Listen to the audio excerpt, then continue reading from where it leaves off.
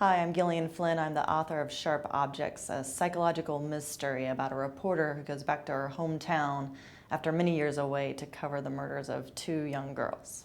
I started writing Sharp Objects. I started thinking about Sharp Objects probably even a year before I was writing it. I work for an entertainment magazine back in the States, which obviously doesn't do anything scary or gothic or anything. It was very, lighter writing and that sort of thing, but I always had this kind of idea of a haunted town, kind of surrounded by woods and missing children and that sort of thing. I kept coming back to it, this almost kind of fairy tale haunted place deep in southern Missouri.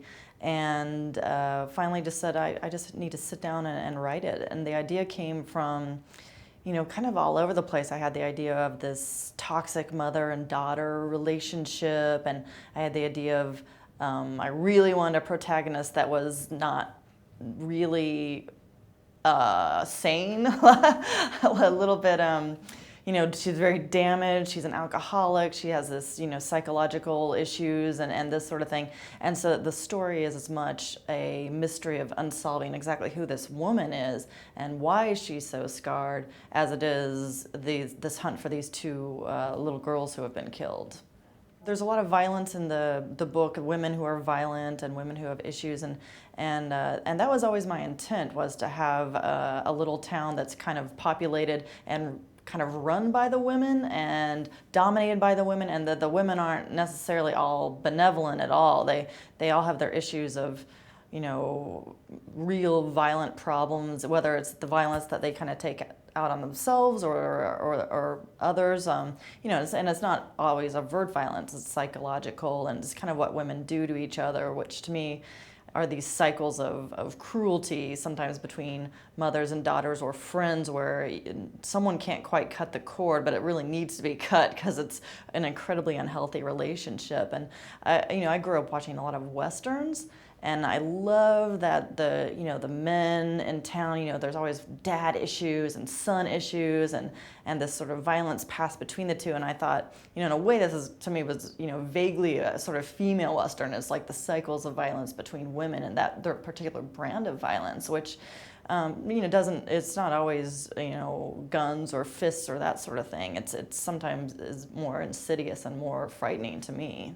I'd sent Stephen King the book, and I didn't expect really to hear anything back. I'm assuming he has a whole second house that are filled with books that he's waiting to read, but he was an author that I just always loved. I mean, growing up with him, reading him, and in junior high school, I remember for the longest time we had a book of his short stories that we'd all sit around at slumber parties and take turns reading to each other and frighten each other, and I remember, we weren't sure if he was even reading it or not, and all of a sudden I had just moved into a new place, and my mom was helping me move, had come in from out of town, and up it popped on my email.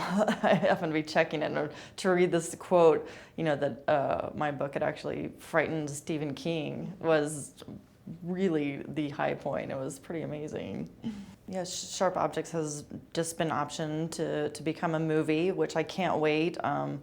I'm the daughter of a film professor and have just grown up on movies. I mean, that's just even before, writing or books or that sort of thing. I would just remember going to movies from my youngest days. And so the fact that I'm actually going to get to look up at the screen and see these different scenes that have been kind of roaming around my head so far is pretty amazing. And I'll be the screenwriter, so I get to have some good say in that, which also makes me very happy. Yeah, I hate the idea, and I think that's took me a while to realize that that's why I was dragging my heels on selling the rights, because I guess part of me was afraid they were going to buy it and turn it into, Sharp Objects the musical or something that shouldn't have been. I'm wrapping up my second novel, which is also a mystery, and it's also set kind of in that, big middle section of the United States where I'm from, that I'm just think is underseen in literature, and I just find that interesting, Missouri and Kansas and these kind of Midwest heading into the South of the United States, and it's basically is murders a family that's ex-murdered in the 80s, and the repercussions currently today for the lone survivor, and whether or not the murder has indeed been caught. So it's got to do with devil worship and heavy metal and farming.